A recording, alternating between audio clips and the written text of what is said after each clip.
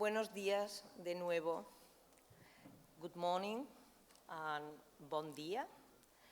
Good morning. Como todos los que van a pasar por As everyone who comes through this panel at some stage of the conference, I also really want to thank ISIS,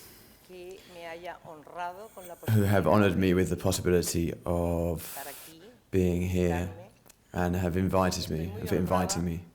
And I'm honored, very honored also, to be able to introduce and present and welcome the speakers on this panel, which is Ayahuasca and religion. With all those thanks, I would like to pass over to our first speaker on this speaker, who is Andrew Dawson. He's a teacher of religion in the political department, political philosophy and religious department in Lancaster University in the United Kingdom. He got his PhD in Oxford University and has degrees in social sciences and religious studies, both in the United Kingdom and in the United States. And his main interest of research relates to the interrelation between religion and postmodern society. His interest in the expansion of ayahuasca is reflected in the publication in his book, Santo Daime, A New World Religion. Andrew Dawson.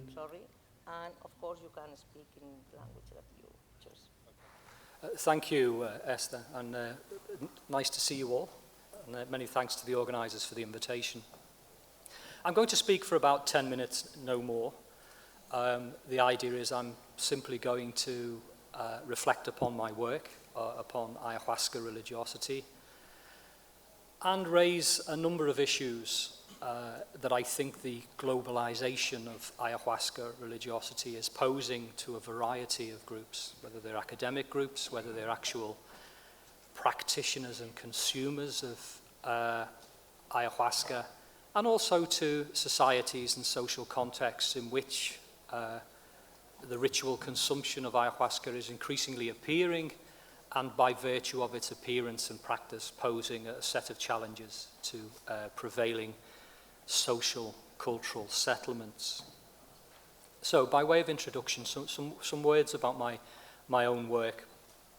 My work on the religious use of ayahuasca has focused upon the modern urban industrial contexts outside of the Amazonian region. And there are two principal groups, two principal constituencies my academic work focuses upon. On the one hand, I've been working with, researching groups and movements that ritually consume ayahuasca, that in many ways have the similar appearances, similar practices to traditional established religious traditions such as Christianity, Islam, or Hinduism, for example. I think the two key examples of those traditional religious movements are Santo Daime and the União de Vegetal. You know, they have their prayers, they have their ritual calendars, they have their religious authorities, they have their formal ritual spaces. So in many respects, they appear similar to traditional established traditions such as Christianity and Islam, as I say. And then there's a second group I've been working with and doing research with.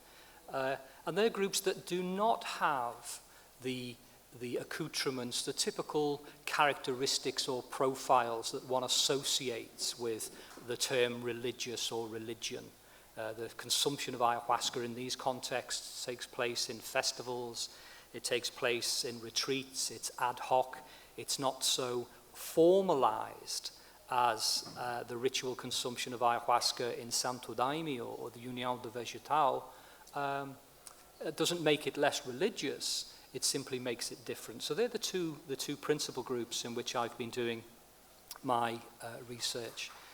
Now, for the purposes of this short introduction, I'm going to use the term ayahuasca religiosity, okay? So when I use the term ayahuasca religiosity, I'm referring both to the traditional established organizational movements like Santo Daime and to the more ad hoc, informal context in which ayahuasca is ritually consumed.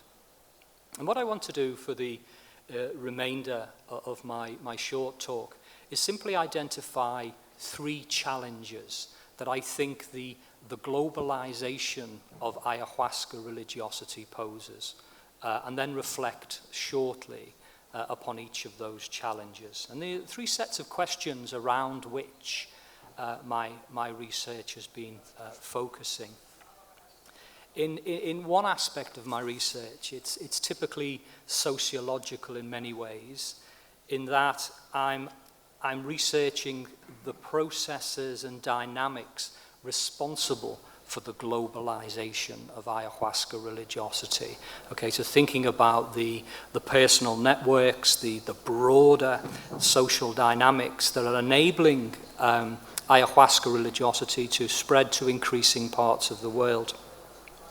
Second set of questions around which I structure my research are, if you like, typically anthropological in nature. Now, I realize, obviously, that sociology and anthropology very much overlap in many respects. But in terms of their typical approaches, the second set of questions I ask are characteristically anthropological, in that I'm concerned with the impact of globalization upon ayahuasca religiosity itself, upon the beliefs, upon the practices, upon the self-understanding of those who ritually consume ayahuasca. In what ways is the globalization of ayahuasca religiosity changing the practices, the beliefs, the symbols, the self-understanding of those who ritually consume ayahuasca? And then there are a third set of questions that I ask in my engagement with ayahuasca religiosity that are broadly socio-cultural. And that is, how is ayahuasca religiosity fitting within, adapting to the new social cultural contexts in which it is increasingly finding itself as it is globally dispersed to more and more regions of the world? Okay, so broadly speaking, my engagement with ayahuasca religiosity is concerned with, on the one hand, in what ways the arrival of ayahuasca religiosity in different parts of the world, different regions, different cultures, is changing those regions, those cultures, in respect of the religious landscape, the religious terrain. And on the other hand, in what way is the globalization of ayahuasca religiosity changing ayahuasca religiosity itself? Okay, so they're the two flip sides, the two sides of the coin that I engage with in terms of my research. Okay, so simply identifying 3 sets of challenges in respect of the globalization of ayahuasca religiosity. The first of these challenges is that I think the globalization of ayahuasca religiosity forces us to think about religion, what it means to be religious, in new and different ways. That's self-evident, given that we're here today, that no longer is ayahuasca solely restricted to indigenous contexts in the Amazonian region.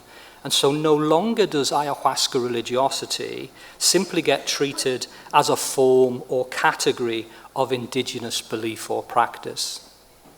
In both its traditional, such as Santo Daime, and non-traditional forms, ayahuasca religiosity is appearing in more and more urban industrial contexts around the world.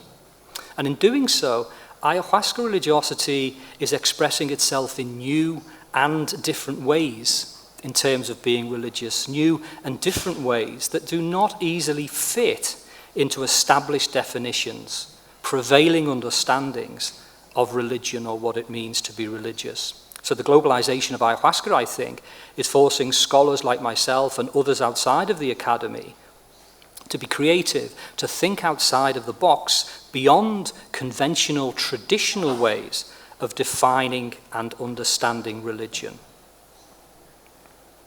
Okay, so that's the first set of challenges that I think the globalization of ayahuasca religiosity raises. And it's an analytical, conceptual, theoretical set of challenges. The second set of challenges are much more pragmatic, they're much more concrete, they're much more practical. And the second challenge, I think, which the globalization of ayahuasca religiosity poses is a challenge to the practices and beliefs associated with ritual ayahuasca consumption. Compared with traditional Amazonian practices, ayahuasca religiosity is becoming increasingly different than what it was before. The globalization of ayahuasca religiosity is producing beliefs and practices which are increasingly distinct from, if not different than, the beliefs and practices bequeathed to us by prior generations, by earlier generations of ayahuasqueros. At the same time, the globalization of ayahuasca religiosity is producing an increasingly varied and pluralized ayahuasca family. Not only is ayahuasca religiosity progressively different than what has gone before, it is also increasingly differentiated, increasingly pluralized within itself. So thanks to globalization, we have today many forms of ayahuasca religiosity that differ from each other in an increasing number of ways. Globalization, then, is both transforming ayahuasca religiosity over time and diversifying ayahuasca religiosity across contemporary space. And that's leading to a more varied, a more diverse collectivity of ayahuasca religiosity. Okay, so the third set of challenges that I think the globalization of ayahuasca religiosity raises. The third challenge which the globalization of ayahuasca religiosity poses is a challenge for cultures and nations that are unfamiliar with or discomforted by the ritual use of psychoactive substances such as ayahuasca. Now, I know this matter is being discussed at the conference in connection with legal issues raised by the globalization of ayahuasca, and that's a very important set of discussions. I do think, however, that the globalization of ayahuasca also raises significant challenges in a cultural respect. It raises significant challenges for cultures and regions around the world in respect of their dominant prevailing understandings of what religion is and what religion does, what it means to be religious. So as well as challenging existing legal arrangements, the globalization of ayahuasca religiosity also challenges, it disrupts and it problematizes established assumptions, customs, and understandings of religion as a mode of cultural expression. Because of the globalization of ayahuasca religiosity, regional understandings and local accommodations of religion are changing, or if they're not changing, they are going to have to change in order to make the accommodations necessary. Okay, very briefly, my conclusion by way of summary. The globalization of ayahuasca religiosity raises three sets of challenges I'm suggesting. There are lots more, I'm simply identifying three. One set of challenges is to the understanding of religion in various parts of the world. What is religion? What does it do? What does it do? How do we go about being religious? The second set of challenges concern expressions and representations of how and what it means to ritually consume ayahuasca. Changes to beliefs and practices, changes to the self-understanding of those who ritually consume ayahuasca. And thirdly, the globalization of ayahuasca religiosity is challenging prevailing cultural systems to broaden their tolerance and inclusion of new and different ways of being religious. Thank you.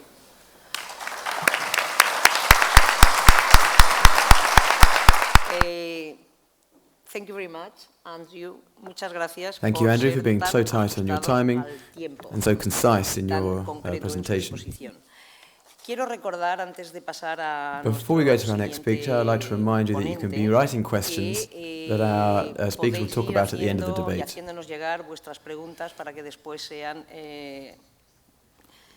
Comentadas en el debate final. The next speaker on the panel is Wahid Azal. Es iraní, He is residente en Iranian, Alemania, living in Berlin, in Germany. es licenciado en Derecho, He holds a degree y es un investigador in law independiente, and is an independent especializado en researcher islámico, specialized fundador in y the Islamic actual world. gran He's a sheikh de la orden he's the founder and high sheikh of the order, the Fatimiyya Sufi order. Esta orden que él ha This creado order, which he created, incorporates the Ayahuasca sacrament. as a sacrament. Y esto es de lo que él, And this is what nos va a he is hablar, going to speak about to us a continuación. now. I start with a benediction in Arabic and its translation in English. Bismillahir Rahmanir Rahim. Alhamdulillahi Rabbil Alameen wa Fatir al-Kawnin wa Wajid al-Haqa'iq wal-Wujudin alladhi la ilaha illa huwa al-Wahid al-Ahad al-Farad. Wa sallallahu ala Muhammad wa ala Muhammad at-Tahirin. Ameen. In the name of God, the compassionate, the merciful. Praise be unto God, the Lord of the worlds, the creator of all beings, the existentiator of all realities and all existences, who no other God is besides it, the one, the single, and the unique. And the salutations of God be upon Muhammad and the family of Muhammad, the pure. Amen.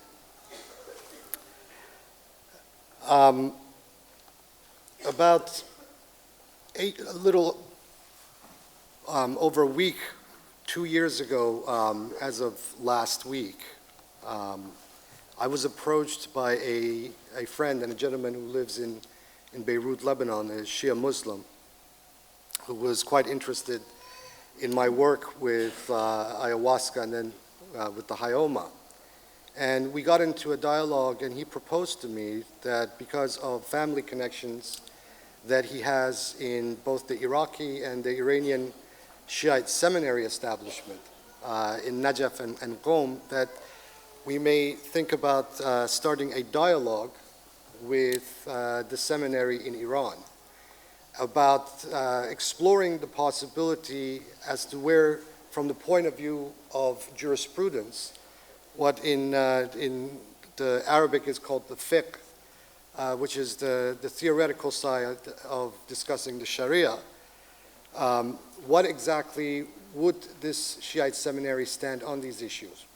Would they rule it to-court haram, meaning that it is illicit from the point of view of the Sharia, or halal, or somewhere in between? To make a long story short, we got into a dialogue with the office of the Grand Ayatollah Sayyid Muhammad Sadiq Hosseini Rouhani, who is considered one of the eminent sources of emulation, the Marja Taqlid. And during this 18-month period of dialogue with his office, he asked us countless very technical questions, which forced us basically to translate quite a lot of material from Western academic sources. We used Benny Shannon's book quite extensively, 2 books by Jonathan Ott, his Pharmacotheon, and ayahuasca analogs were used quite extensively, various articles from maps, various website testimonials, and on it went. And he asked us, medical questions, pertaining to ethnopharmacology, history. It went on. And during that process, he also threw out sources to us, various hadith, the Islamic traditions that we didn't know about. We learned from him.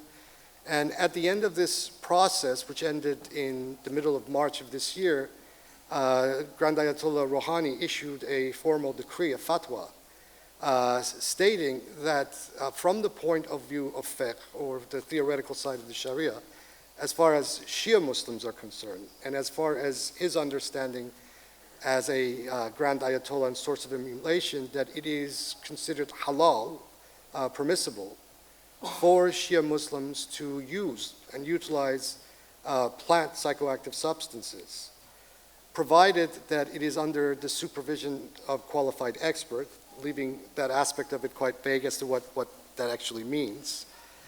And also that these plant substances do not harm, whether physically or mentally. So long as these caveats, these precautions are observed, that as far as he's concerned, there is really nothing that can allow a Shiite Muslim jurist, at least, to rule these illicit and unpermissible in Shia Islam. And this was quite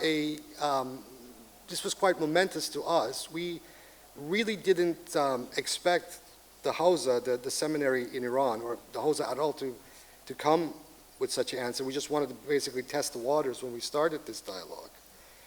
And subsequent to this, about 4.5 months ago, one of our party also went to a very minor cleric, Shiite cleric in Lebanon, Sheikh Ismail Hariri, and asked his opinion likewise in a written statement about these plant substances. We gave him quite extensive information as well, and he came back to us within a 3-week period, completely independent of Ayatollah Rouhani in Iran, and basically gave us the identical same answer, that there is nothing that makes these plant substances illicit or haram per se. So as far as the Shiite world is concerned, they have seriously come to the party as far as we're concerned. And trying to put this all together and to contextualize it, at least for me, is the next step, to write this all up, maybe submit an article to a journal somewhere discussing it. So I'll give you a brief biography of the gentleman responsible. This is Grand Ayatollah Muhammad Sadiq Hosseini Rouhani. Sayyid Rouhani was born in 1926, which currently makes him about 88, 89 years old. He comes from a religious family. 2 of his brothers, who are now both deceased, were also Ayatollahs and also dissidents, interestingly enough, to the present government in Iran.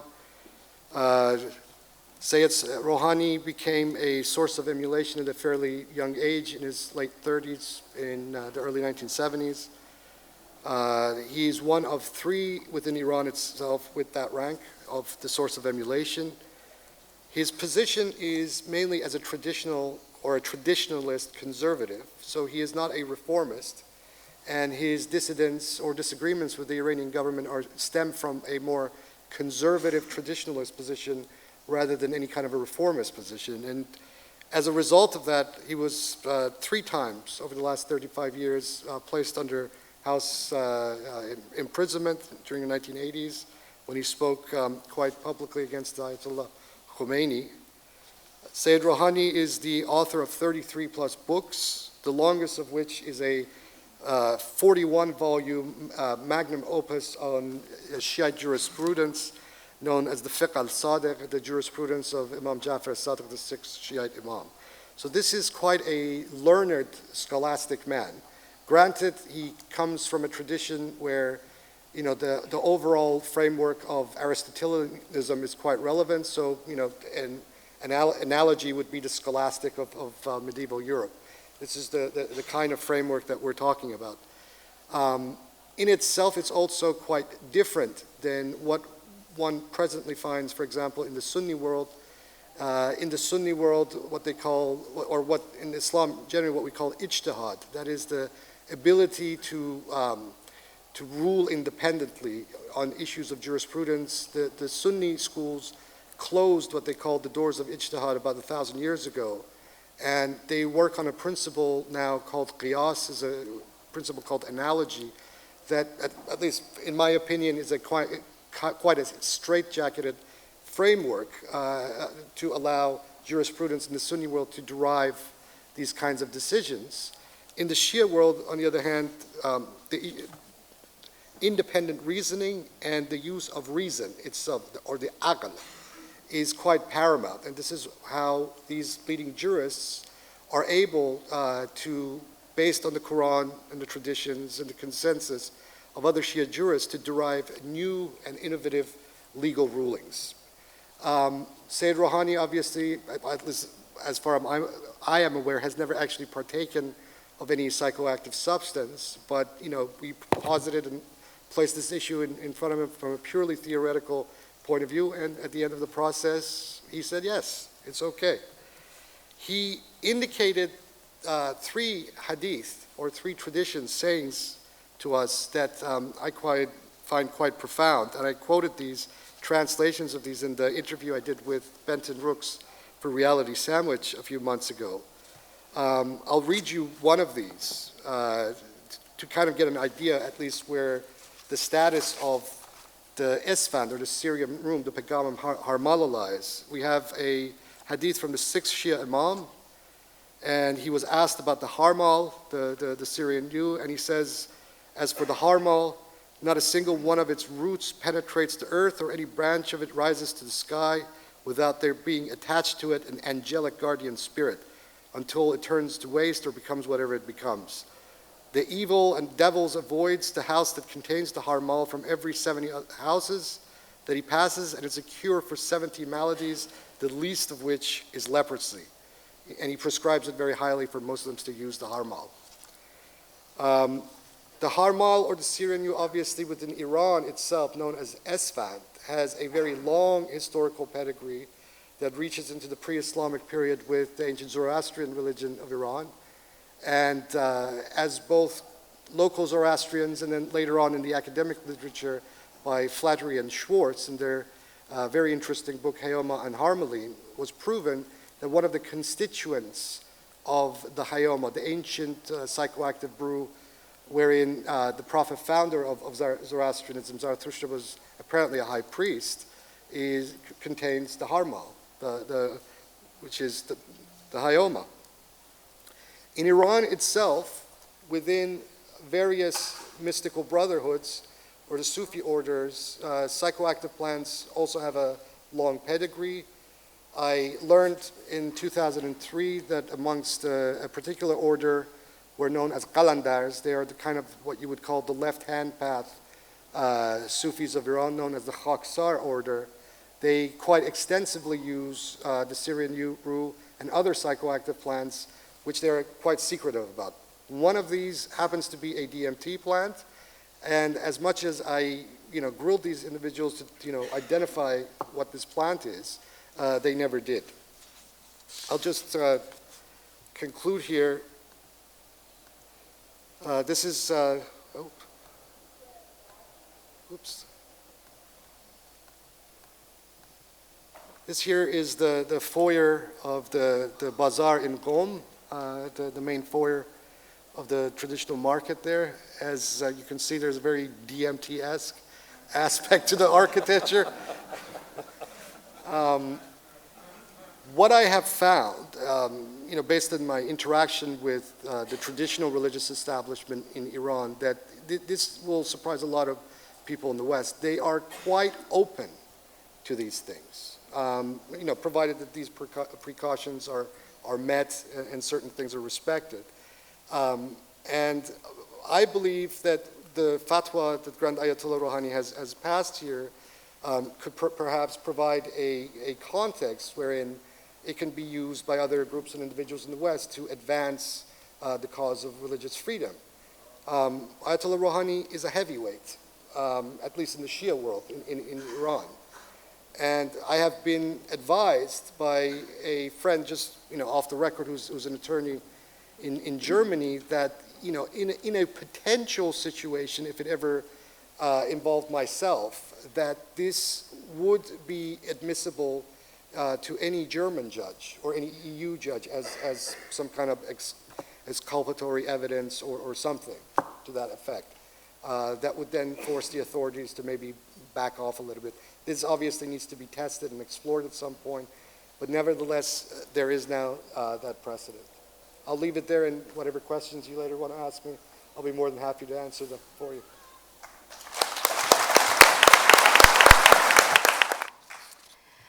Thank you very Gracias, much, Wahid. Gracias Thank you por esta for that novedosa innovative contribution. Now we're going to pass Pasamos a on to continuación a Rosa Virgínia Melo. Rosa Virgínia Melo.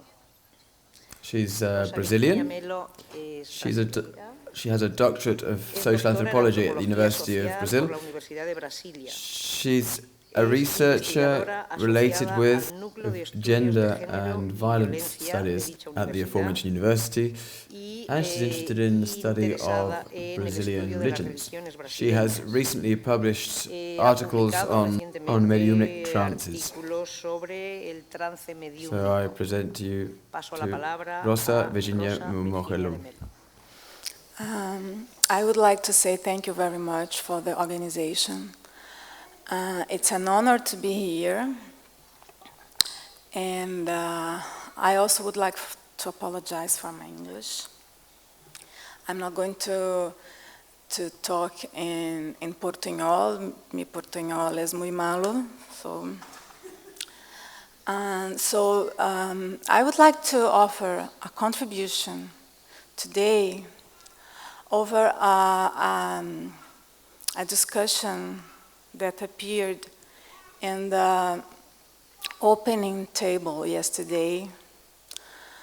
Leon de Souza from Brazil, he said, oh, it would be interesting to investigate the reason why the use of ayahuasca in Brazil has this legal status. And I think that my discussion is closely related to the reasons how come this whole process of recognition of the religious use of ayahuasca appeared during a dictatorship period in Brazil. And I go through this offering an analysis of the construction of the trance and the meaning of the ritual and at the religion of União do Vegetal, UDV. And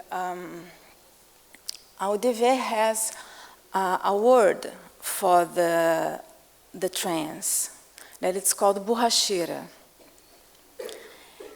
And I think there's a fundamental meaning that has to be understood to understand particularities of UDV's religion and to understand his organization and that is related to the recent conquests of the religion through the Western world.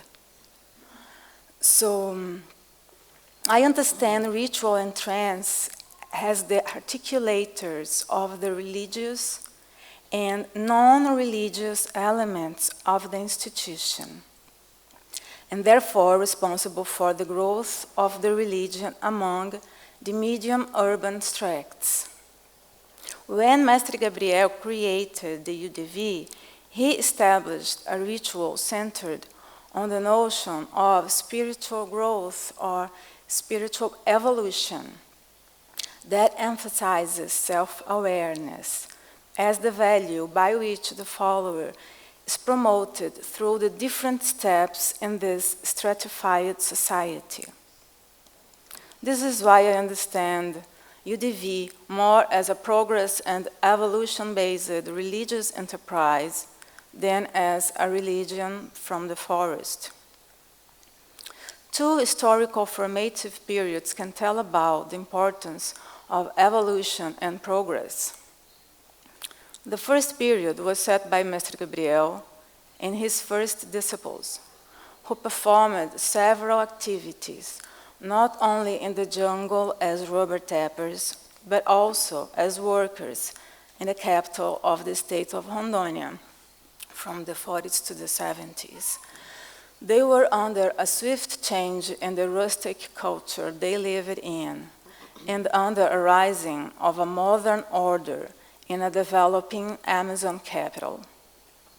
That can explain the value and incorporation of the non-religious elements, such as the military and state organization, into UDV's ritual and hierarchy.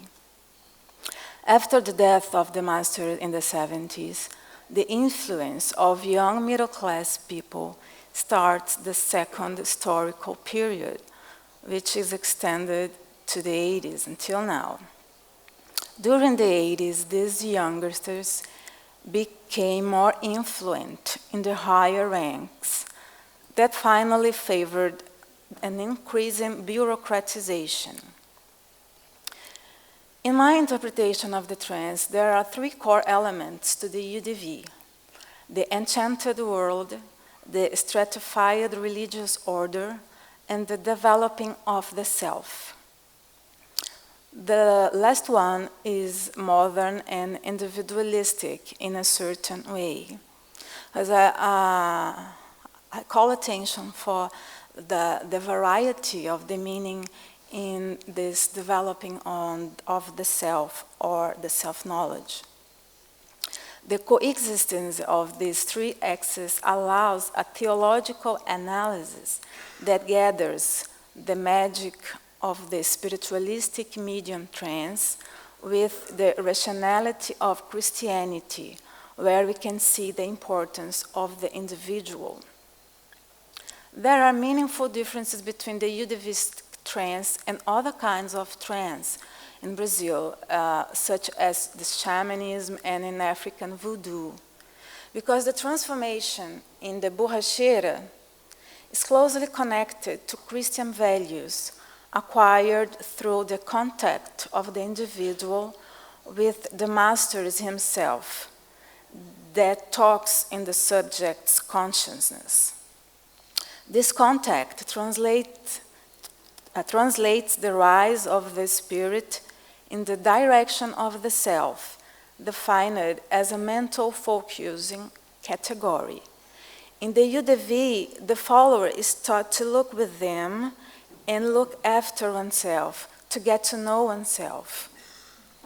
I understand the borracheira as the main relation between the mythical and the ritual, from which there are two fundamental principles to the religious operation in general, according to the sociologist Roger Bastide, which is the mystical side of every religion that he calls sacré sauvage or wild sacred, and its taming under the doctrine which institutes values to be lived. The mysticism of an enchanted nature and the ascetic knowledge of a doctrinarian master symbolize these religious principles. The relation supports the purpose of the brew and therefore the source of the systematization of the behavior necessary to self-knowledge as the key to spiritual evolution.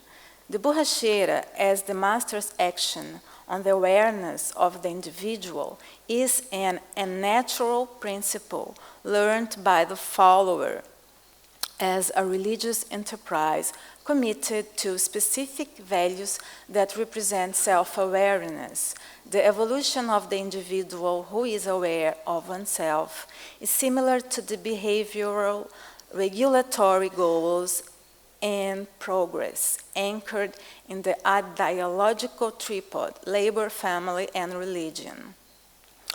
The UDVist notion of the way of the righteous suggests moral regulation as the foundation to a strong individuality. It is similar to the Christian Pentecostal model, extremely influential in the group's birth of place, Rondônia, which is nowadays the most Pentecostal state in Brazil. Its principles are based, UDV's principles are based on abstinence and constancy, expressed mainly by the injunction of heterosexuality, labor, and the constitution and maintenance of a nuclear family. In this symbolic exchange, I emphasize that in the private sphere, UDV outlines a conservative moral behavior, not similar to the identity of the young middle-class people that started the UDV second historical period, who represented at that time in the 70s a liberal morality within Brazilian medium class of great urban centers.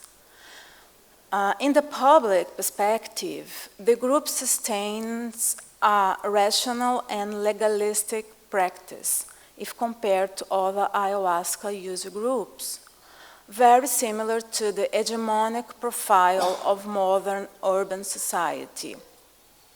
This trend originates a sophisticated juridical and political apparatus that supports an international expansion capable of defying national legislation opposed to the substance. In my interpretation, the UDV's ritual and trance can be understood within the religious logic based on modernity without forgetting its mystical side.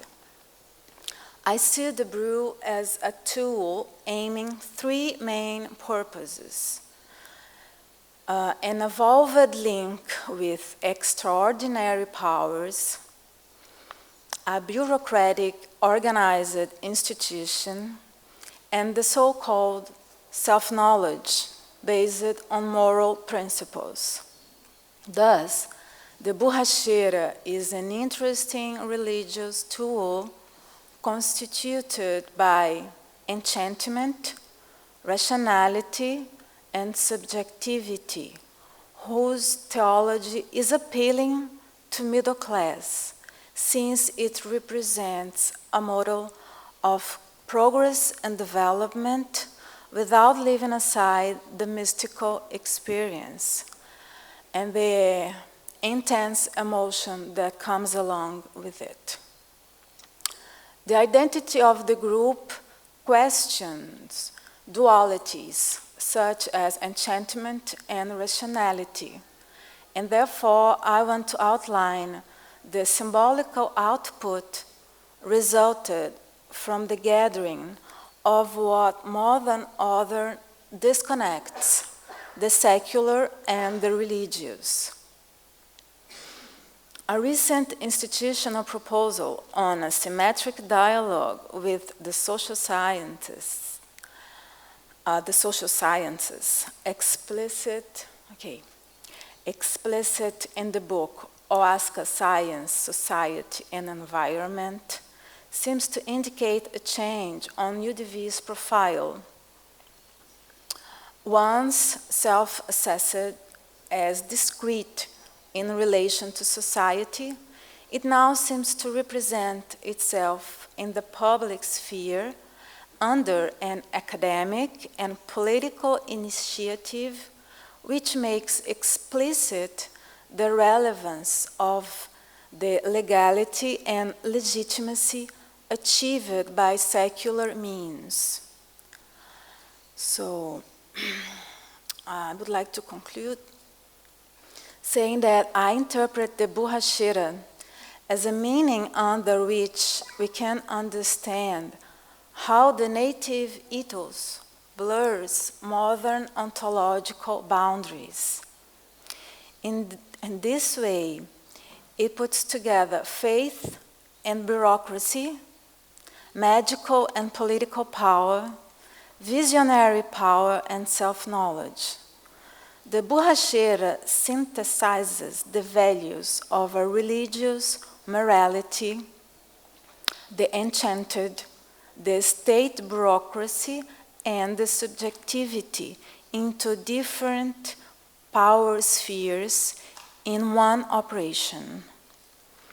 This leads us to the teachings of Louis Dumont on the dual internal tensions, which, far from being unproductive, establish a hierarchical coexistence of opposites. Thank you very much. Thank you very much, Victoria. And we continue. I will present you now Rini Hartman. Is voy a hacerlo en español. I'll do this in Spanish. Es un artista He's a plástico Dutch artist and founder de la of the Ayahuasca.nl, Netherlands. He's a collaborator of Santo Daime since 1996, and together with Norberto Jurasek, they are facilitators of religious and spiritual ceremonies with ayahuasca, both in the Netherlands and in Brazil. Thank you, everybody. First of all, I want to thank the organization and especially Ben de Lune and Bialabat for inviting me here. And of course, a great thanks for ayahuasca that brought me here. I want to share a little bit about my history, how it came, how I do the work now. I came in contact with ayahuasca in 1996. It started with the Santo Daime, and it took me probably a year to get used to that works. I visited many other kind of works, shamanistic works, freestyle ayahuasca works, and yeah, the work I liked, I came back was the Santo Daime. But during the work, I was very, very upset about the structure and the ritual, and I was always, my voice was always, in my mind was, oh my God, oh my God. And after the work, I went home, and I felt so good. And I was at home, I was singing the hymns, and I was dancing in my room, and so every time I came back. So after a year, I really got into this work, and I started enjoying also the works itself. So I get highly interested in the tradition. I got initiated in Brazil.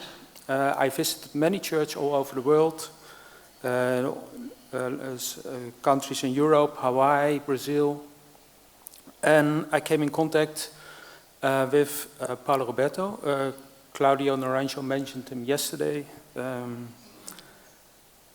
at one point, he invited me to start the Santo Daime Church in the Netherlands, another church in his line. He's one of the leaders of the Santo Daime in Brazil. And that was an interesting question. And it took me half a year to decide, and at the point I said yes. And one of the things what made me say yes, that was that I knew many people in Holland. They were interested in ayahuasca, but they not really could fit into the framework of the Santo Daime, or in the traditional indigenous way. There was something that keeps them away. So my idea was, if I could create a church that's more accessible for people that I knew that I like to use ayahuasca. So I said yes, and we had opening works in Amsterdam in 2005. I did all the legal steps to registration, so everything was set, and I invited Paulo and his wife Nonata. And then it started. So the opening was fantastic, and then had to continue. But in practice, it didn't work like that, because every time I felt the framework of the Santo Daime, and that if I would do it's different, that it felt not really connected to the tradition. So in the time that was coming, that was slowly, it's not really what I want and how it should be. So also a dear friend of me, he was a musician in the Santo Daime in Holland, and we start talks about about this issue. And he drinks, it's no better Eurosec, he drinks Daime from, he was 8 years old, so almost 30 years, or more than 30 years. And he has a tradition from Santo Daime, from the Umbandaime, and he worked in a therapeutic way with a woman in Brazil, Virgínia, in a new way with ayahuasca, or for me a new way. And so we started talks, and after a while we decided, okay, let's do it once and try it out. But yeah, one of the problems was that we had the Daime from the Daime tradition, so we had to find another way because it didn't felt well to do it with this Daime. So I got in contact with another Daime church in Brazil, and they were very open how we could use the Daime. So then we started in Amsterdam one night, and after that night it was directly, wow, bingo. So, and along the years we changed it a lot. The concept is the same, but we changed it a lot. And we have, and we are also highly criticized by people from the tradition, from the Santo Daime tradition, from people from the original tradition where they use ayahuasca. And for some reasons, one of the reasons, we work in daylight. Some people really don't understand that we work in daylight. But we have, I forgot to tell, Norberto is also a bioenergetic therapist, so we have many therapeutic elements in the ceremonies. The other thing is the music we use. Of course, we have traditional music. We have also, we have a lot of hymns from the Santo Daime that we can sing. We sing the pontas from the Umbanda. We have elements of that in it. But we also have Beethoven. Or at some moments, Deep Purple. So, this makes it quite an, for some people controversial, but for us it fits perfectly well because, of course we choose the right moment. And when people are in deep process, we don't use Deep Purple. So, and so along the way, we start experimenting with new elements, and some fits, some doesn't fit, so we kick them out. And in one way, it also surprised me. I respect people's, critics. But in another way, you would expect that people who drink ayahuasca should be able to think out of the box. So it's sometimes not really understand that. But anyway, we do our work, and yeah, it fits for a lot of people with the nice word, the urban industrialized society that, a lot of people like the way we work. And so we have a way, we introduced a wellness retreat. So then we have a very luxury center, and we have sauna and hot tub and massages. So before people go into the work, they are very relaxed. And then we do the work, and we experience that the work goes much deeper. And so we had, one time we had in Amsterdam, we had a concert ceremony. We had in a club in Amsterdam, and we drank the Daime, but in a low dosage. And we had lots of live musicians, and we had a ceremony. It was a ceremony, but it was in another context. So in this way, we see it's interesting to develop ways of working with ayahuasca that's different from the original traditions.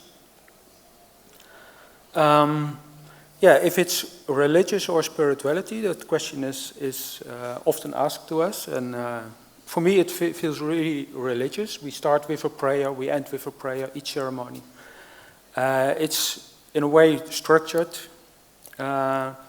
So spiritual it is of course And when you can see religious as organized spirituality, yes, no, then you can see us as religious.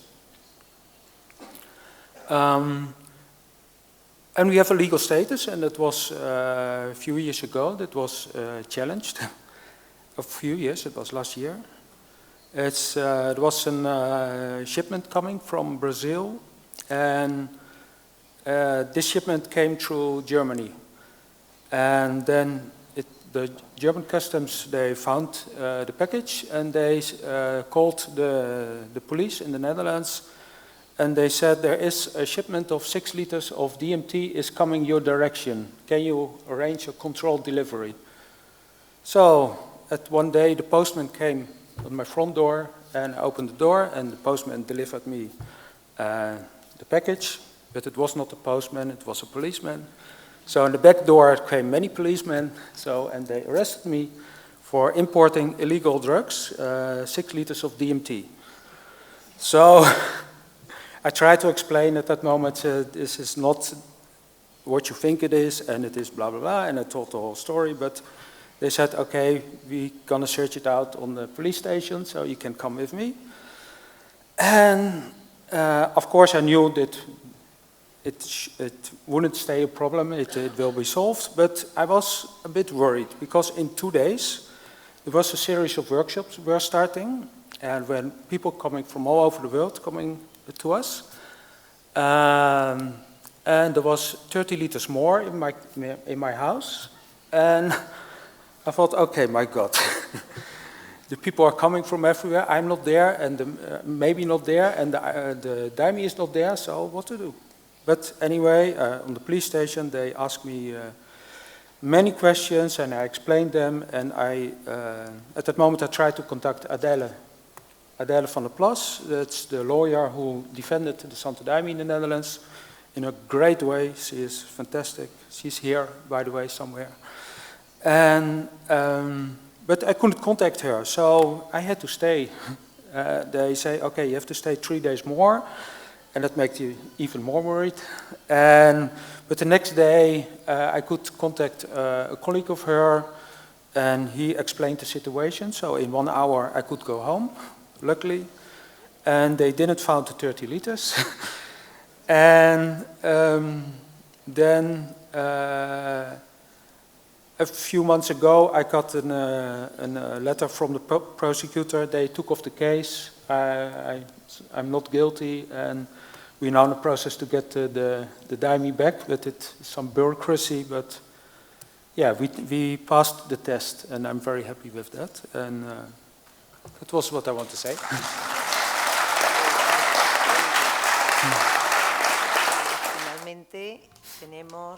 And finally, we have Juan Carlos de la Cal, who is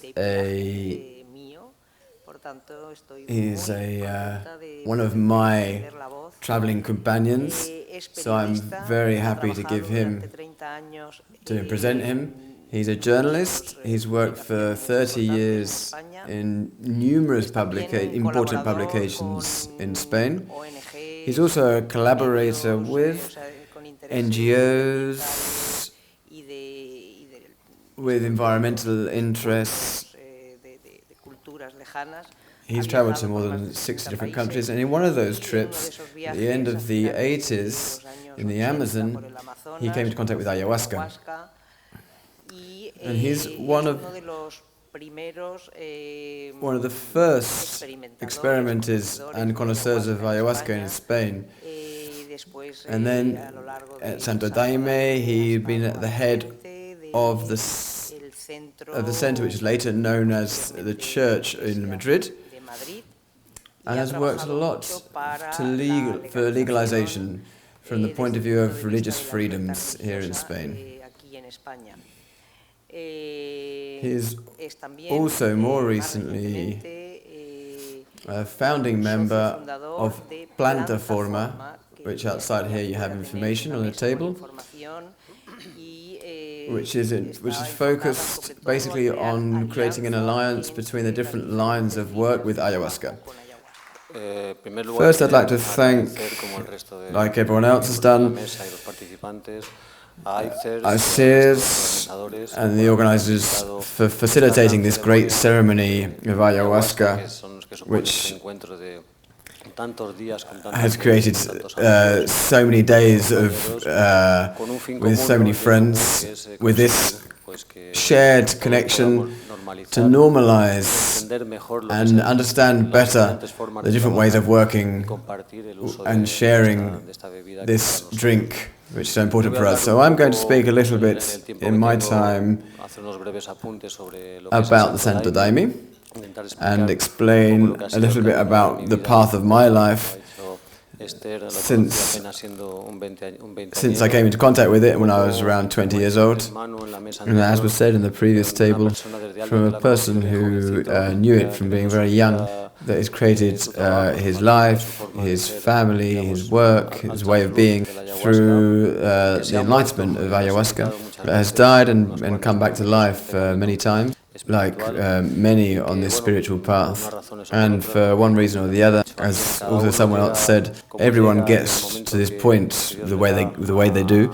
And at the time that God decides to come into contact with this plant and this path of personal growth. And today we're here a little bit to talk a little bit about my path, the path of Santo Daime. Daime, as I said before, was as an introduction in Portuguese. In English, in Spanish means dame. In English it means give me. So in English, Santo Daime means Saint, give me. And our guides and our founders, Mr. Irineu, suggested in shamanic tradition an invocation or a request, which means before, when taking the drink, each person focuses and asks for what he needs in life, which is why the chants and the hymns we sing often repeat the word Daime. Give me love, give me faith, give me life, give me whatever it is that I need at that time. So when this the history of Santo Daime began in the 30s of last century in Brazil, the popular classes would say, let's go to the Santo Daime church, which is like an explanation for understanding the name. The founder of Santo Daime was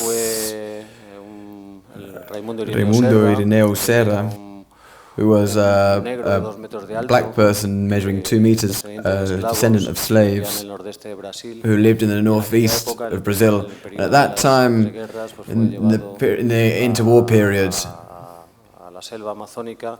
he was in the Amazon forest, rubber tapping, to supply the automobile industry. So there's some companions of his took him when he was depressed. They took him so that he could have contact with ayahuasca, with the indigenous peoples. And we're talking about the border of Brazil with Peru, which was a very blurred boundary. So he attended a ceremony with an indigenous tribe in that area, and he had a vision, which is very important, where he heard the voice of the mother in his ear, which recommended a diet in which he would take ayahuasca again. So Irineu followed a diet of various days of yuca, the macaxeira as it's known in Brazil, without salt. If you can imagine a man of those sort of size on a diet, until he took ayahuasca again, and he had a revelation, or an observation as it's known in Brazil, on a day when it was full moon, which identified him with the queen of the forest, of the jungle, La Reina de la Floresta in indigenous tradition, or the Virgin Mary in Christian tradition, which was his. And he understood or received permission to be able to carry out a kind of a work, or a different kind of work to what had been carried out until then from the indigenous point of view. So basically based on the music and on the hymns, where he received his first music, his first hymn, because he didn't know how to sing and he was virtually illiterate. He opened his mouth and he began to sing, and that was the beginning of his spiritual path. So, Mestre Ireneo was like one of the first spreaders, major spreaders of ayahuasca.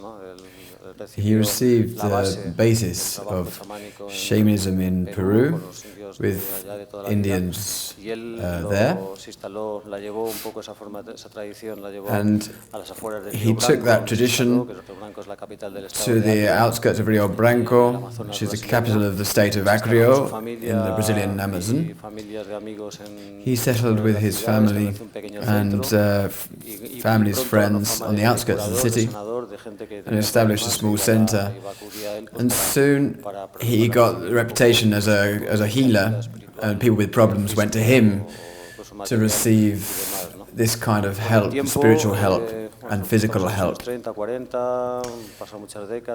over time, this is in the 30s and 40s, and in 1970, Mestre Ireneo is now quite famous and even recognized by the Brazilian authorities as cultural heritage and founder of a culture, local culture. He died, and so like in any case, when a leader dies, his followers and his disciples from different lines, amongst them the Padrino Sebastián Melo, who had already been taking ayahuasca for several decades with him.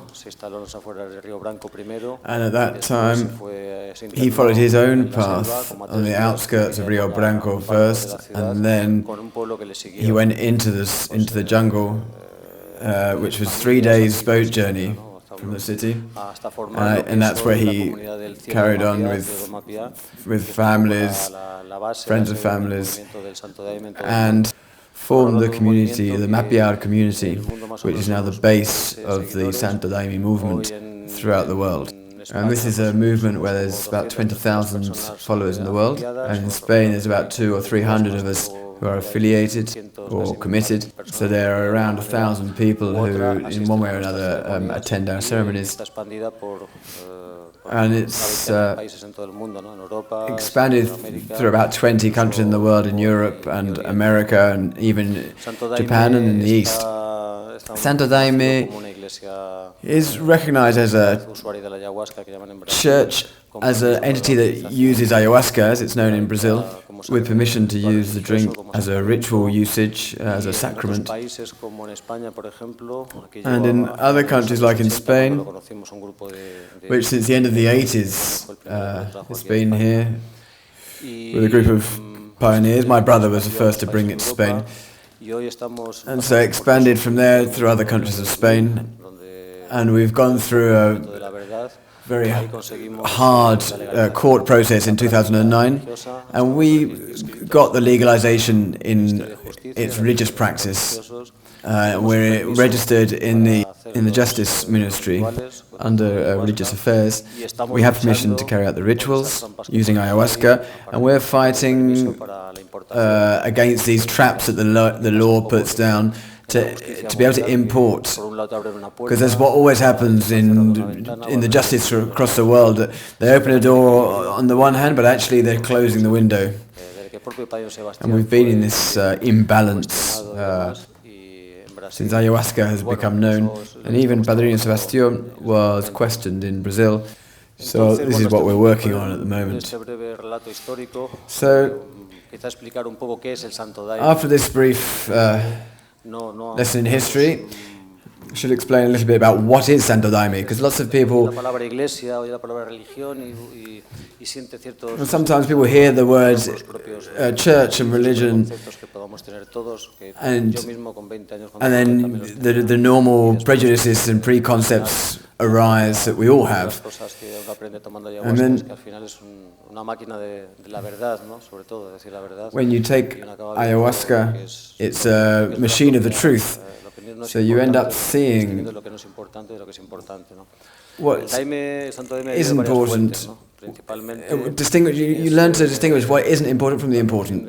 And Santo Daime came to me from different sources. Mainly, it's a Christian doctrine, Christianity which was taken by the Crusaders to, which is basically what exists in Brazil, and it also incorporates a lot of elements from Africa, Afro-American elements, which is a strong part of the culture because of the slaves that were in Brazil, mixed obviously with elements from the jungle, from the indigenous crossbreeding, and from the cabocla culture there. And then Padrino Sebastián also incorporated the spiritual teaching, or mediumnic teachings, the catechism, which also came to Brazil at the beginning of the 20th century. Because of all this, our Daime Centro is an eclectic centre. This is largely because they incorporated lots of different elements, eventually becoming a syncretism, a religious syncretism, which is more than religious. As Claudia Naranjo said yesterday, Ayahuasca ritualized in whatever context becomes a religion, because you have to do a preparation, an opening, a closing of all of the work, the whole work. So these kinds of elements make Daime, well, against what, contrary to what some people might say, makes it a religion, a doctrine, a spiritual line. Personally, I prefer a spiritual line, which is totally open. It's worked both in the East and in the West, so it includes Oriental elements such as Buddhism, with the people from Orso, with the Sufi communities. We've done some sessions with them. And the Alianza movement, which we are leading together with the Camino Rojo in Mexico, which is about working with all the lines, which they can bring something, good, positive and prosperous for this world. So Daime doesn't have a written moral code. There's no Bible, there's no commandment. You can't really talk about a liberal or conservative moral. In fact, for me, that was one of the things that most attracted me to Daime.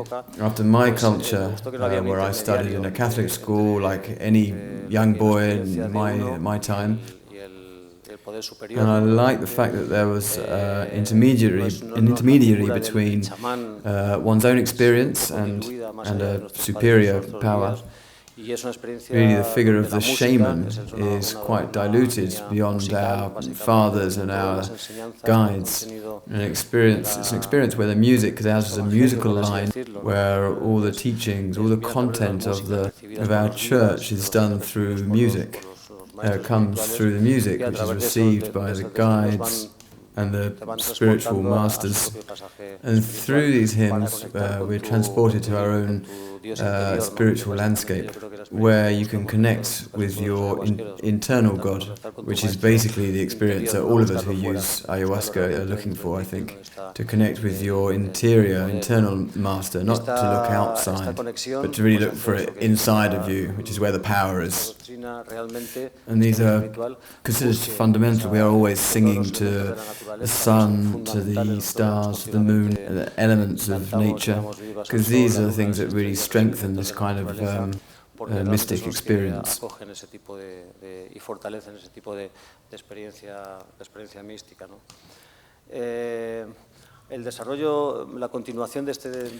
continuation of this work, this spiritual work, has to have some kind of social aims, some subsequent social aims, which is where our lives take place. No? It's our families, which is like the tribe, or the concept of tribe that the indigenous peoples have, the concept of the community. That's what Padrino Sebastián introduced, the life in the community, where you work with contact with the earth and our primordial needs, and the union with other people, and working spiritually as if it were a ceremony from when you get up to when you go to bed, in order to achieve this harmony with yourself and with nature. and with everyone else. And we have a calendar, a spiritual calendar, in which more or less on the 15th and 30th of every month we do a work of concentration, as it is known, and the communities sing at the end of each day a kind of prayer to close the day. And then on certain holidays during the year, which is around 3 or 4 times a month, people come together to work with Santo Daime, which means the calendar for us is very important because it spiritualizes our lives, and the act of preparing the before and after of these ceremonies makes you more aware of what it means to be in this world, where we're always on the border between the matrix, the material world, and the spiritual life.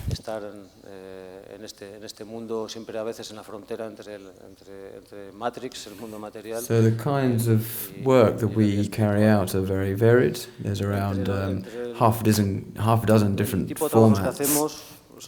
Some people work sitting down. We in Santo Daime, we work with the light, and we do kinds of movements, etc., in which we do kinds of dances, and we do sessions sitting down, which is a kind of concentration, or healing sessions, which means we alternate silences, concentration with music, which is more meditative. The healing sessions, we take more plants, more medicine, which allows us to lower this sparking which we all have inside, and so we can see the things that we need to improve or correct. And in certain holidays, such as Christmas, St. John, the solstices, we do dances, which are ceremonies that go on throughout the night or throughout the day.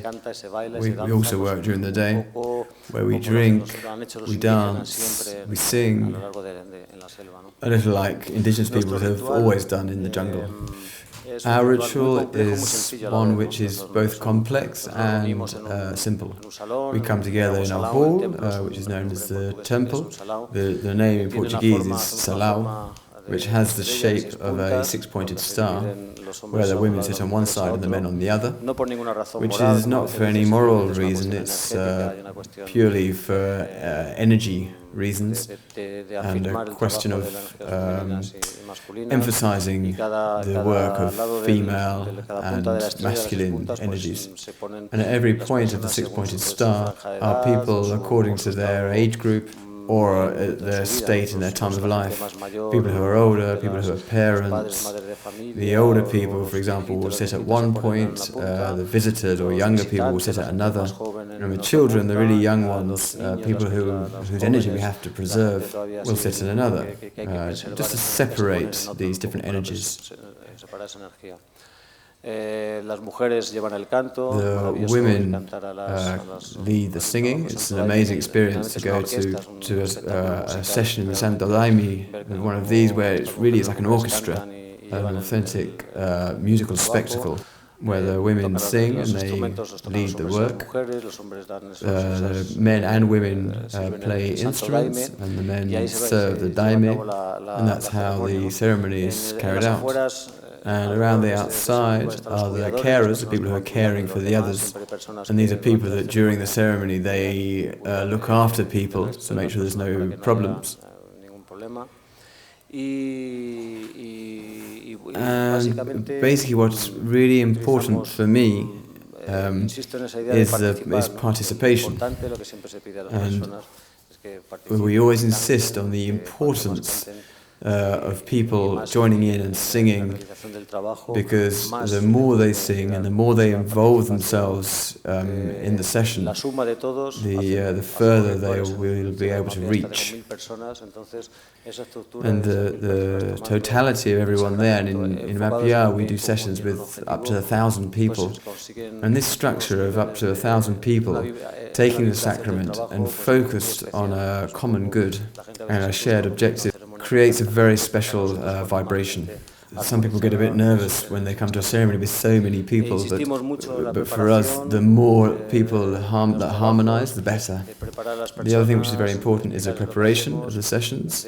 It's important to prepare people, to explain what we do, to do a follow-up afterwards, which is very important in this expansion process that we're doing. In Europe and outside of the Amazon, we're working hard on this part. And so we're in this line of preparation to follow these ethical codes which everyone who takes ayahuasca must follow to be able to take it safely.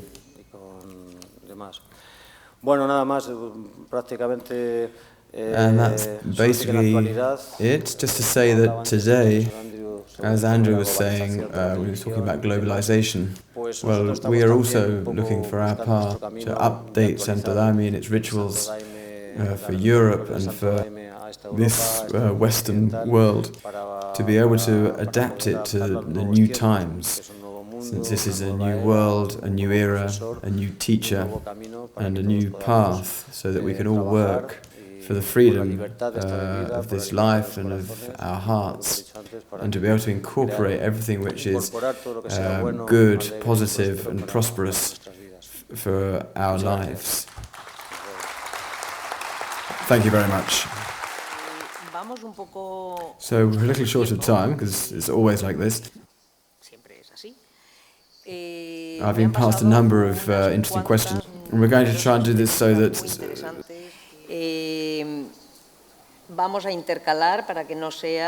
some different people can answer one question or the other.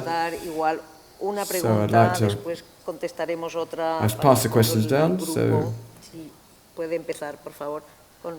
Yo le he pasado las preguntas.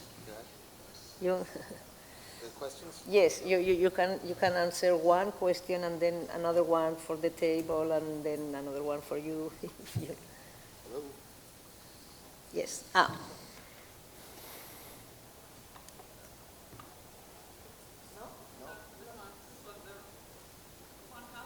Juan Carlos.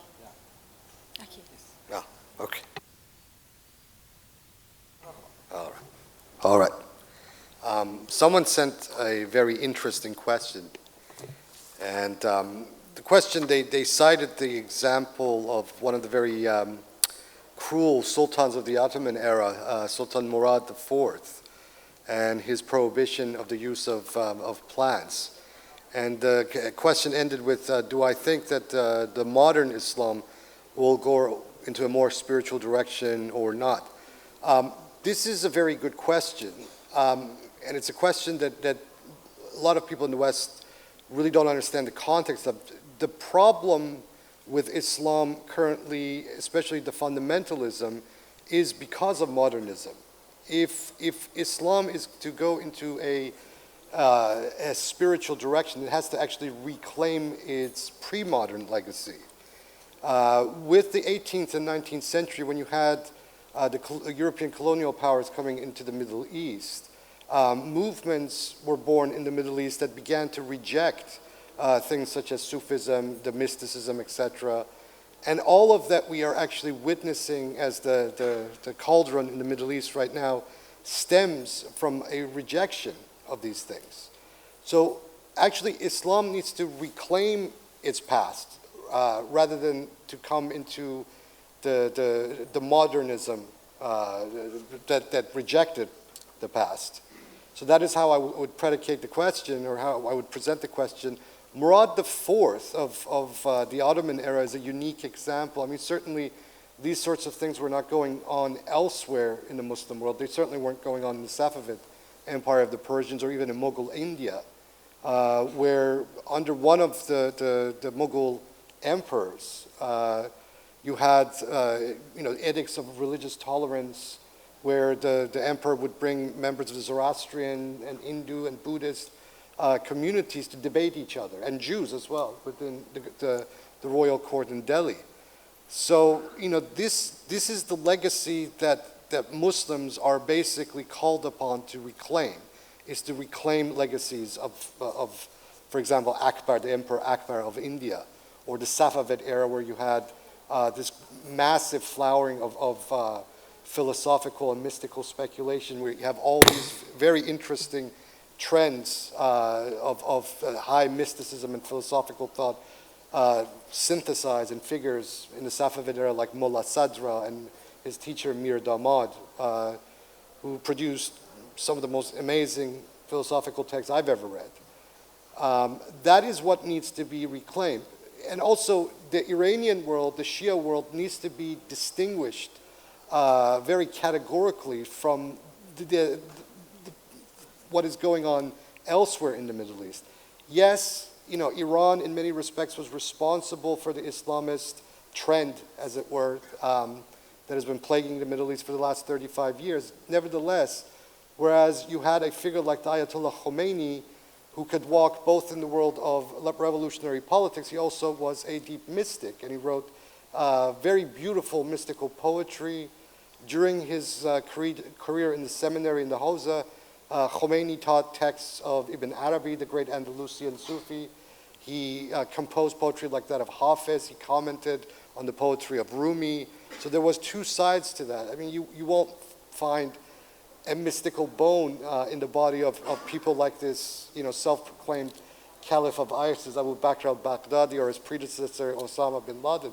But in Iran, this is a matter of course. So you have the conservative elements of the establishment on all sides of the spectrum, very fluid in the way they walk in and out various different worlds. And this, in my opinion, is what needs to accentuate more, the multifacetedness, the sophisticated aspects of Muslim culture need to be more greatly underscored and brought out to the open. Because Islam has a very, very rich literary and spiritual culture that already exists. It just needs to reclaim it. And that is all. And it's also, in my opinion, the antidote to this insanity that is currently unleashed in the region right now.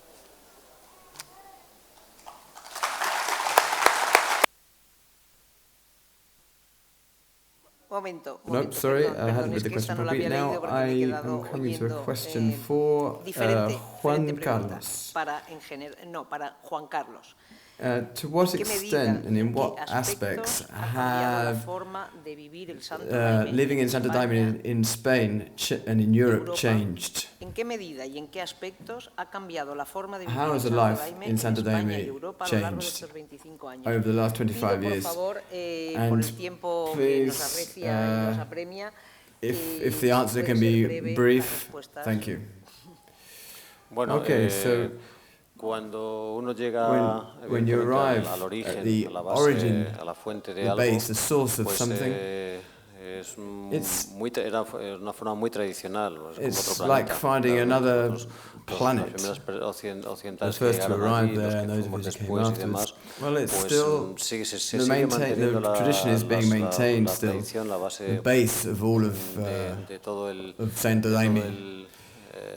But in some ways, it is an adaptation of many things. Firstly, the school of thought, the way we think, intellectual thought is different. So whenever someone comes to a session for the first time, we always recommend that they leave their head behind. They don't think about anything, that they deliver themselves, surrender themselves so they can work in a different way. There's always this tendency that we all have had to think of things that could improve the ritual, that could make it allow us to get more from it in any way we can. But we're entering in this new time and this new place, and at a time when the padrinos are coming out of the jungle to come into contact with the world of tarmac and concrete, and to see the urban areas and the reality of today. And there are some major changes arising in the way teachings are done. Because it's not about like a sort of a karaoke of what is being done in the jungle, in which the ceremonies are reproduced, but there's no understanding. So I think that in this essence, there's a very positive revolution, especially in recent times, in how we can interpret and adapt the Santo Daime movement to today's world and today's reality, which is now and in our time. Y ahora sí, la pregunta para Rini y también para Victoria.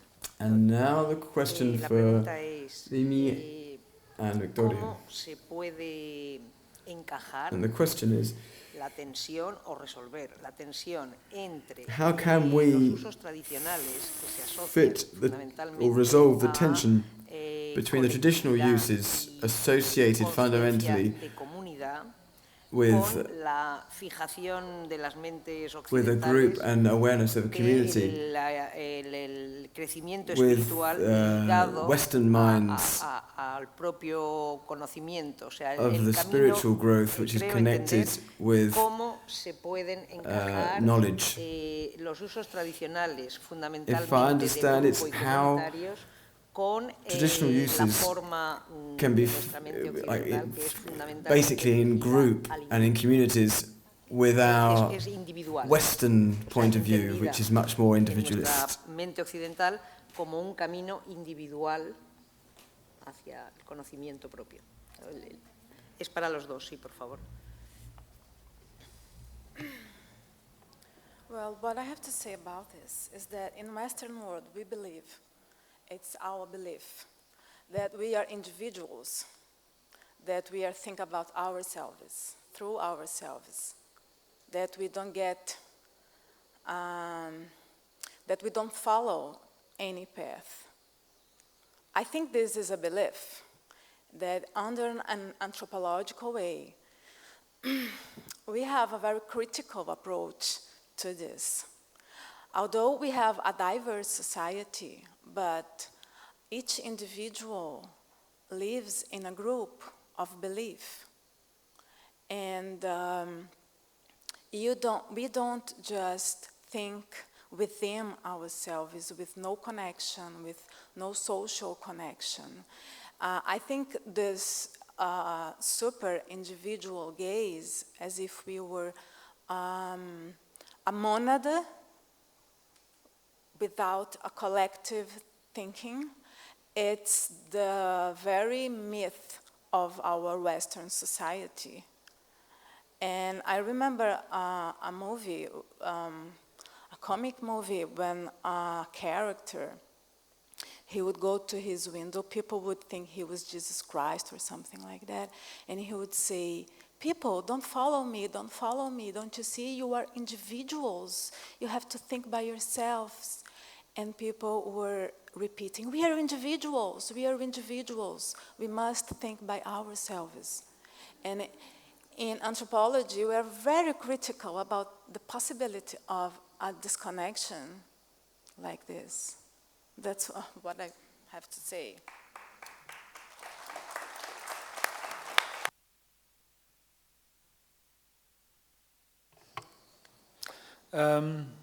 What I experience, it's in the drinking and the ritual itself.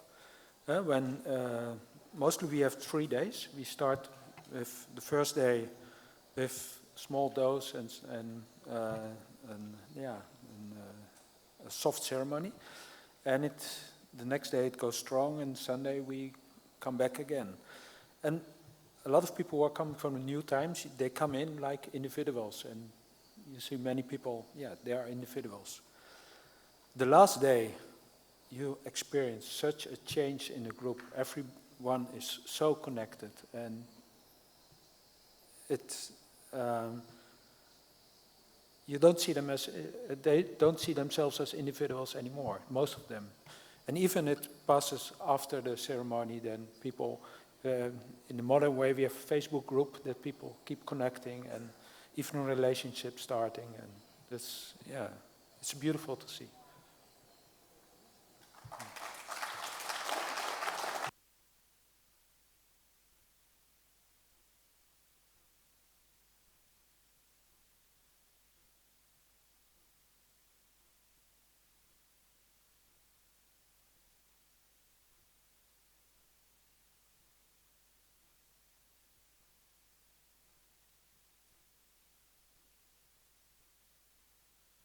More interesting. Someone asked, why does a groom smoke the S-fan on his wedding day, and what effect this has on them. In Iran, traditionally a groom is not, they don't smoke it as in smoke it themselves, they are smoked with the esfand, and as well as the bride as well, and where the wedding is to take place. But the groom is also given a few grams of esfand to drink with lemon juice, because it is believed to give virility for the night afterwards. But the smoke of the esfand, the smoke of the Syrian rue, is used because it is believed that it wards off all negativity and all malefic influences. Like that tradition that I quoted before from Imam al-Sadiq, he says that, you know, the devils or the demons stay 70 houses away from every house that burns the smoke of the esfand, the smoke of the Syrian rue. It is what social science calls an apotropaic plant, you know, a plant that is used specifically to keep away malefic influences. And for the groom, it's used to boost their virility for the wedding night.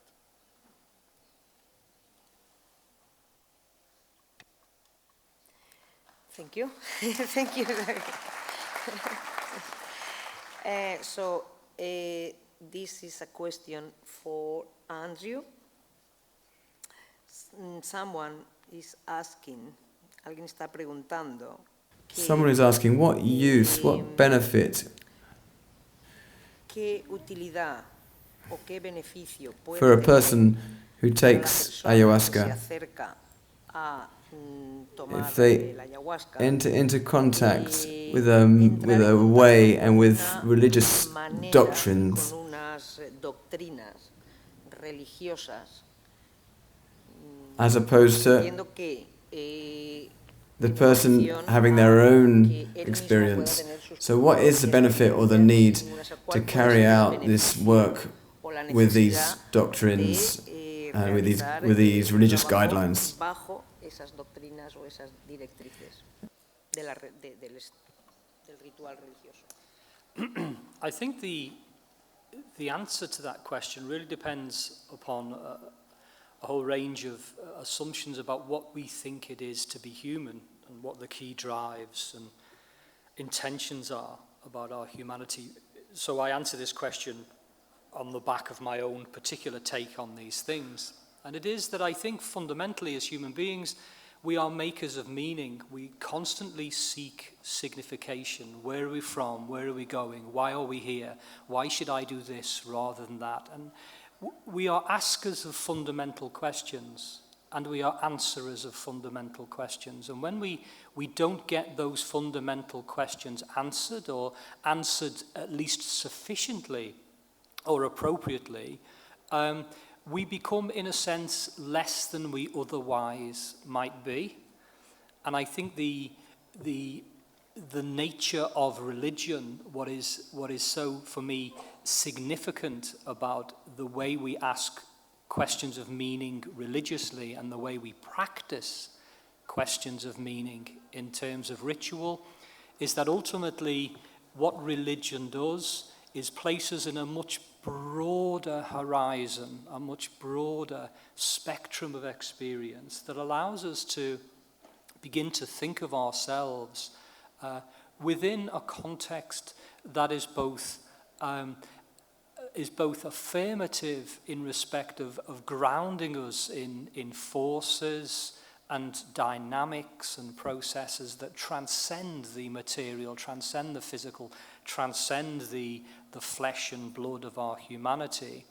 Yet at the same time, in answering those fundamental questions against the background of this broader religious, universalizing, metaphysical horizon, the answers to those questions, they come through in the day-to-day reality of our lives. They're grounded, they're realized, they're concretized in the way that we love, in the way that we fear, in the way that we interact with others. So I guess my answer to the question is, what religion does is allow us to answer questions in a way that meet our basic fundamental human needs, but at the same time enrich our humanity through the answers, through the practices, through the relationships that it enables.